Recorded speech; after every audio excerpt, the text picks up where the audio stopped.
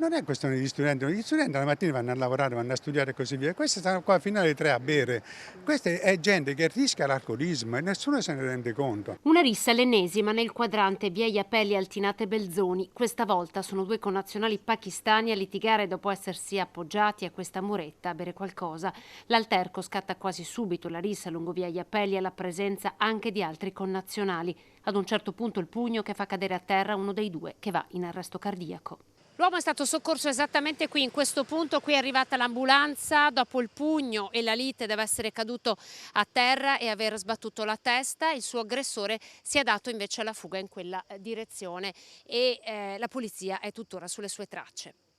Potrebbero rivelarsi fondamentali le immagini delle telecamere di videosorveglianza per identificare l'aggressore, che ancora non ha un nome né un volto. L'uomo aggredito è ancora in prognosi riservata, è stato svegliato questo pomeriggio, le sue condizioni sembrano migliorare. Determinante è stato l'intervento tempestivo di un'ambulanza del 118 chiamata da un passante. L'ospedale si trova a poche centinaia di metri dal luogo della rissa. Per i residenti però questo non è il primo episodio e non sarà l'ultimo. Inascoltati sono rimasti i loro appelli negli anni. Alcuni mesi fa, lì, all'incrocio con via Falloppio, 7-8 mesi fa, un accoltellamento, poi risse alcuni giorni fa. Il fatto che dite voi, molti anni fa ci sono stati 2 morti scannati di notte per una rissa sempre in via Iapelli.